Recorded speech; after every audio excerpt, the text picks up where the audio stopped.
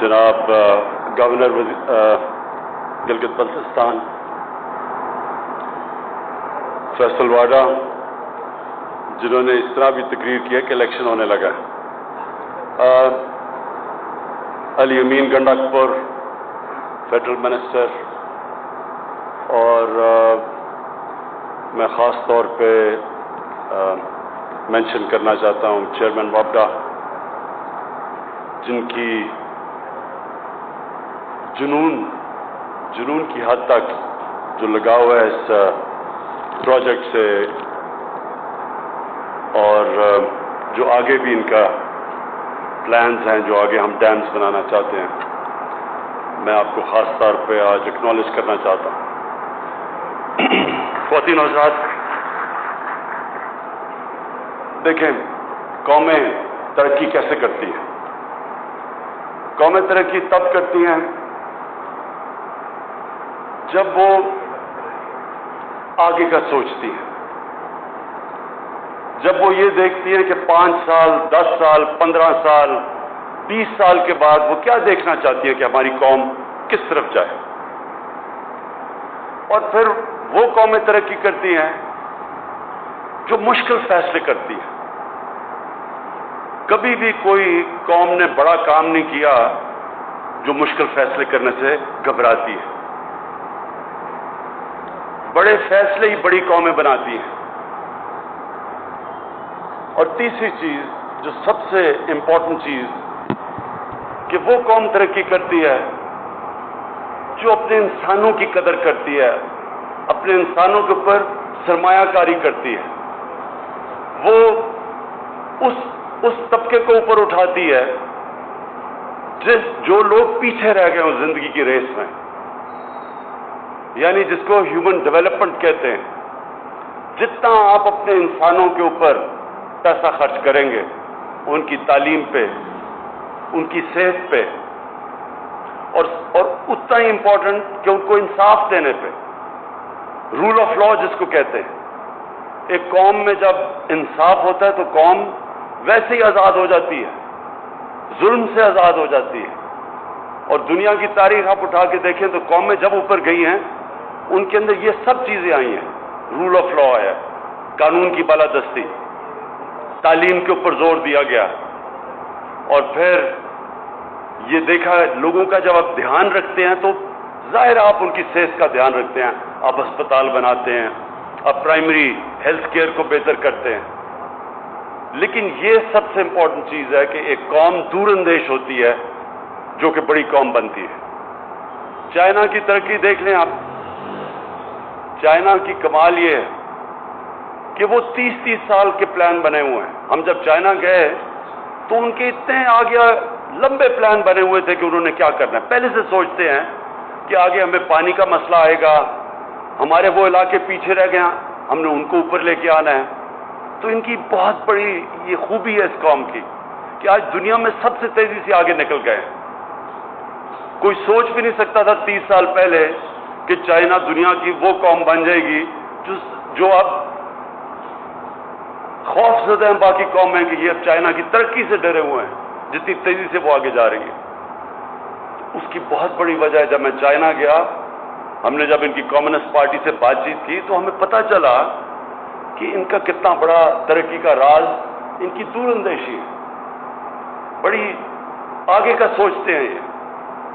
اور جو ہماری بدقسمتی رہی کہ ہم نے یہ شارٹ ٹرم کے اوپر فیصلے کیے، جو جب ڈیموکریسی ہوتی تھی تو وہ فیصلے کرتے تھے کہ میری الیکشن سے پہلے جو بھی پروجیکٹ کمپلیٹ ہو جائے تو اسی کے اوپر زور لگاؤ، کیونکہ ہم نے الیکشن میں وہ پروجیکٹ دکھا کے ووٹ لینی ہے۔ یہ سوچ کی وجہ سے آج یہ دیکھیں کہ پاکستان کے پاس اللہ نے اتنی بڑی نعمت دی ہے، دریاؤں کی، پانی کی، اور یہ جو ہمارا گریڈینٹ ہے، یعنی ہم پاکستان وہ ملک ہے جو سب سے اوپر ہائٹ سے لے کے سمندر تک ہمارا جو گریڈینٹ ہے وہ سب سے سٹیپ ہے۔ اس کے اوپر 12 موسم ہیں، کلائمیٹک زونز ہیں، K2 سے لے کے سمندر تک آپ جائیں، اور پھر اس کے بعد دریاؤں کی جو رفتار ہے اس کے اوپر ہم اتنی بجلی بنا سکتے تھے اب تک جب ہماری شروع میں جو اصل ترقی ہوئی پاکستان میں، تربیلا ڈیم بنائی، منگلا ڈیم بنائی، سستی بجلی کے اوپر پاکستان کی انڈسٹری کھڑی ہونی شروع ہو گئی.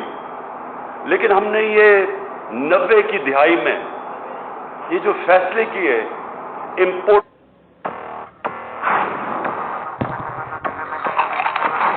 کے اوپر بجلی بنانا، یعنی جب آپ پیسے دیتے ہیں باہر سے امپورٹ کر کے فرنس آئل لے کے آتے ہیں، یا جو آپ گیس لے کے آتے ہیں یا کوئلہ لے کے آتے ہیں، تو اس کا نقصان کیا ہوتا ہے؟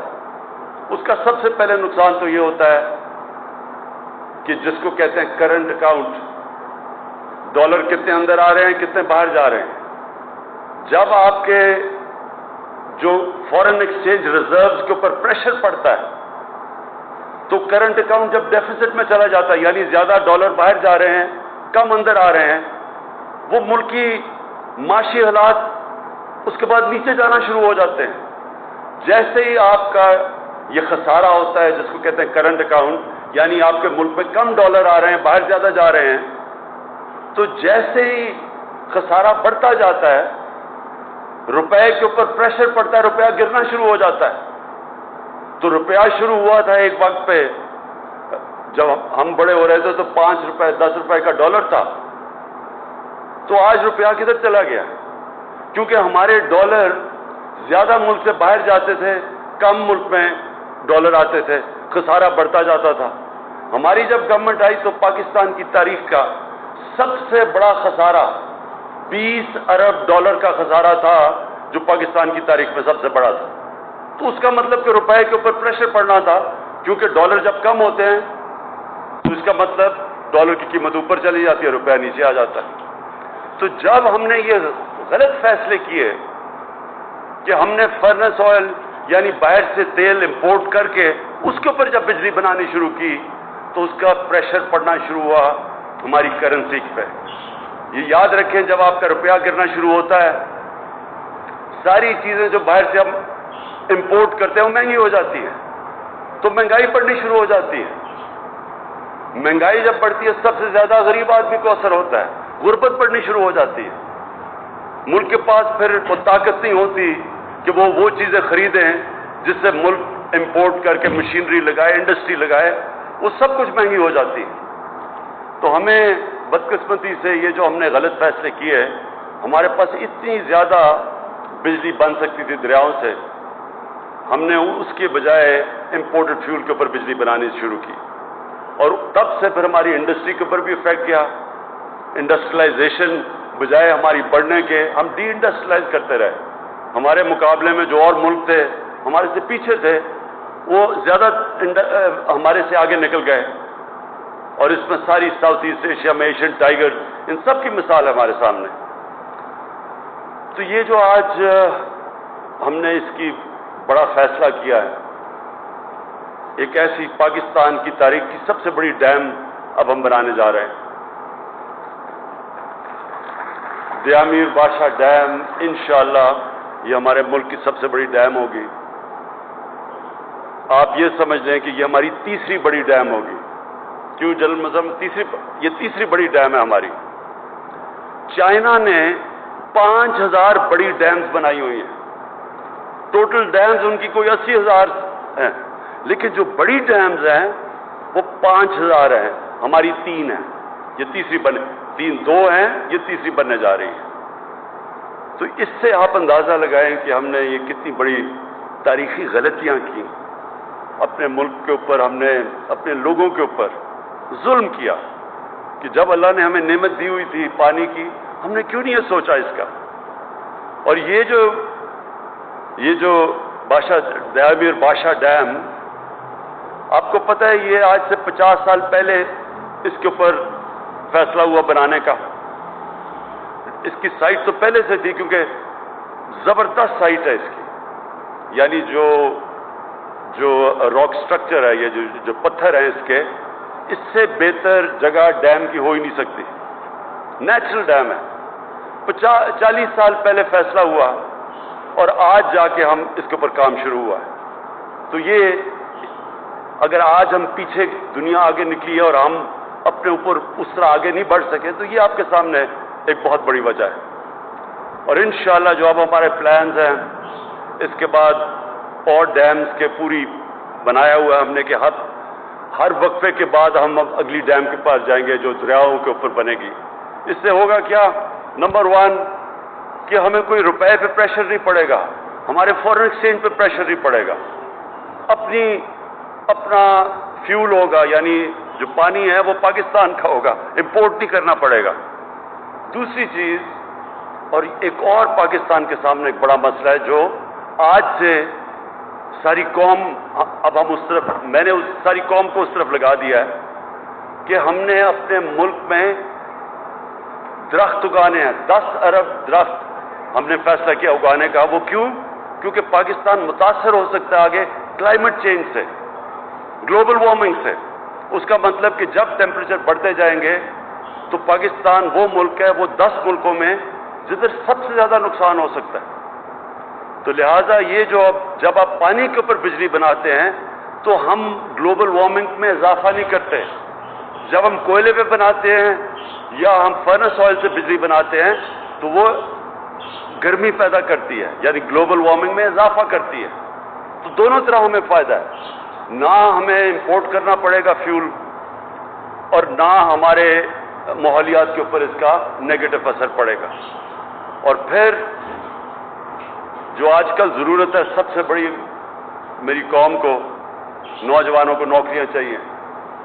مشکل وقت سے ہم گزر پہلے رہے تھے، پھر یہ کرونا وائرس کی وجہ سے جو شٹ ڈاؤن کیا گیا اس سے بہت بڑی بے روزگاری پاکستان میں پھیلی ہے۔ اور کیونکہ میں یہ سارا آپ کا علاقہ جانتا ہوں، گلگت بلتستان کا،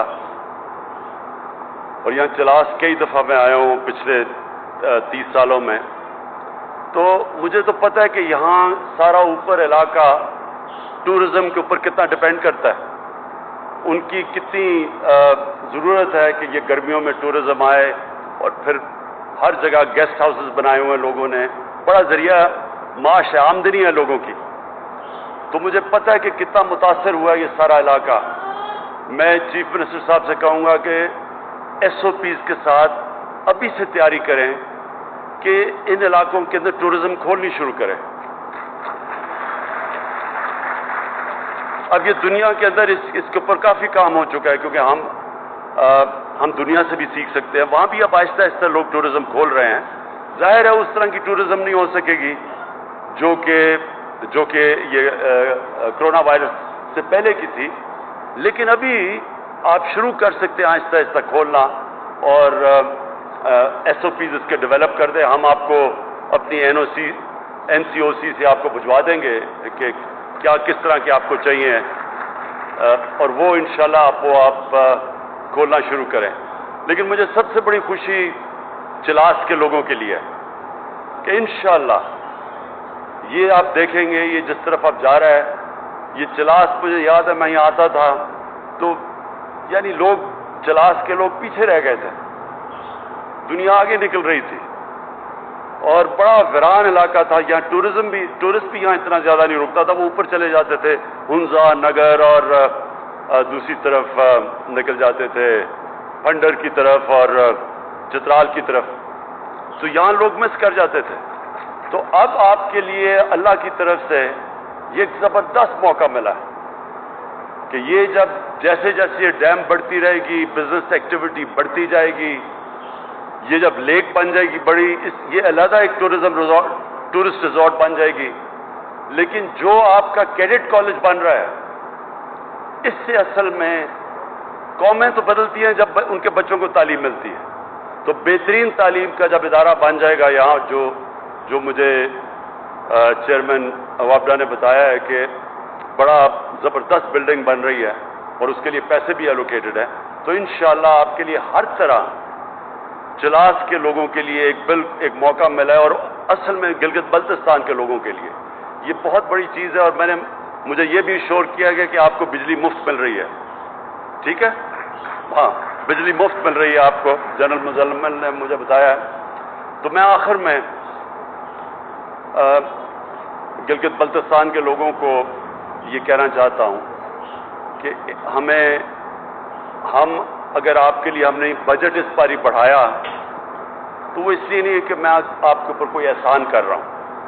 ہماری گورنمنٹ کی پالیسی ہے کہ جو پاکستان کے علاقے پیچھے رہ گئے ہیں اور جو پاکستان کی عوام پیچھے رہ گئی ہے، ہماری پرائرٹی وہ ہے کہ سب سے پہلے ہم کوشش کریں ان کو اٹھانے کے لیے.